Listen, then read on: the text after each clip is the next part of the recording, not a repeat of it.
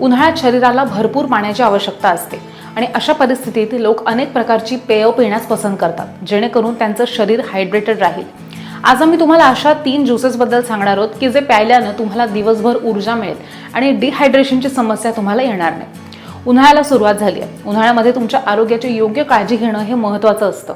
उन्हाळ्यामध्ये अनेक लोकांना उष्माघाताचाही त्रास होतो। उन्हाळा येताच शरीरामध्ये पाण्याची कमतरता, थकवा, डिहायड्रेशन आणि आळस यासारख्या समस्या वाढतात।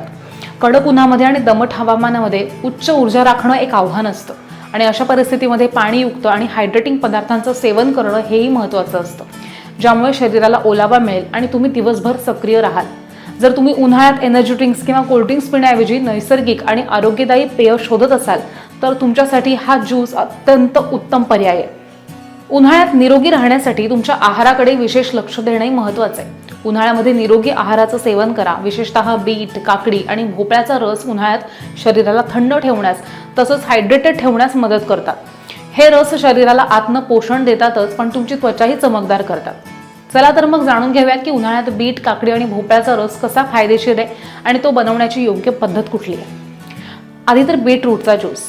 बीटरूटला सुपरफूड म्हटलं जातं कारण की त्यामध्ये लोह, फॉलिक ॲसिड, नायट्रेट्स आणि अँटीऑक्सिडंट्स भरपूर असतात। उन्हाळ्यात बीटरूटचा रस पिल्यानं शरीर डिटॉक्स होतं, रक्तदाब नियंत्रित राहतो आणि ऊर्जेची पातळी सुद्धा राखली जाते। हिमोग्लोबिन वाढवण्यासाठी सुद्धा मदत करते आणि त्वचा चमकदार आणि मुरूम मुक्त ठेवते।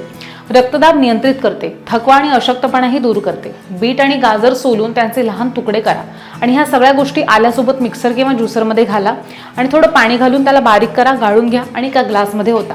ह्या ज्यूसमध्ये लिंबाचा रस टाका आणि थंड करून प्या। त्यानंतर काकडीचा ज्यूस। उन्हाळ्यामध्ये डिहायड्रेशन ही एक मोठी समस्या आहे आणि अशा वेळी काकडी हा एक सर्वोत्तम हायड्रेटिंग अन्न आहे। त्यात 90% पेक्षाही जास्त पाणी असतं, जे शरीराला थंड करायला आणि विषारी पदार्थ बाहेर काढायला मदत करतं। हा रस शरीराला हायड्रेटेड ठेवतो आणि डिहायड्रेशन टाळतो, त्वचेला विषमुक्त करतो आणि तिला नैसर्गिक चमक देतो। हे वजन कमी करण्यासाठी सुद्धा मदत करतं आणि पचन निरोगी ठेवून बद्धकोष्ठतेपासून आराम देतं। काकडी धुवून त्याचे लहान तुकडे करा, त्यात पुदिन्याची पानं आणि पाणी घालून मिक्सरमध्ये बारीक करा आणि नंतर हा रस गाळून एका ग्लासमध्ये ओता, लिंबाचा रस टाका आणि काळं मीठ घाला। सकाळी किंवा दुपारी ते प्या। दिवसभर तुमचं शरीर थंड राहील। त्यानंतर भोपळ्याचा ज्यूस। आयुर्वेदात भोपळ्याचा रस हा सगळ्यात जास्त आरोग्यदायी आणि हलकं पेय मानलं जातं। हे शरीराला आतनं थंड ठेवायला, पचनसंस्था सुधारण्यासाठी आणि वजन कमी करण्यासाठी मदत करतं। विशेषतः उन्हाळ्यात पोटाची जळजळ आणि आम्लपित्त ह्यापासून आराम मिळण्यासाठी भोपळ्याचा रस खूप फायदेशीर आहे। हा रस शरीराला डिटॉक्स करतो आणि मूत्रपिंड आणि यकृत निरोगी बनवतो। पोटातली उष्णता आणि आम्लता दूर करतं आणि उच्च रक्तदाब, कोलेस्ट्रॉललाही नियंत्रित करतं।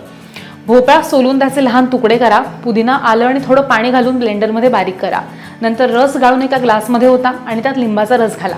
रिकाम्या पोटी जर का तुम्ही हा प्यायला तर तुम्हाला ह्याचे अधिक फायदे मिळतील। आणि अशाच प्रकारची माहिती सगळ्यात आधी मिळवण्यासाठी चॅनल सबस्क्राईब करा आणि जवळच्या केबल ऑपरेटरकडे नक्की संपर्क साधा। धन्यवाद।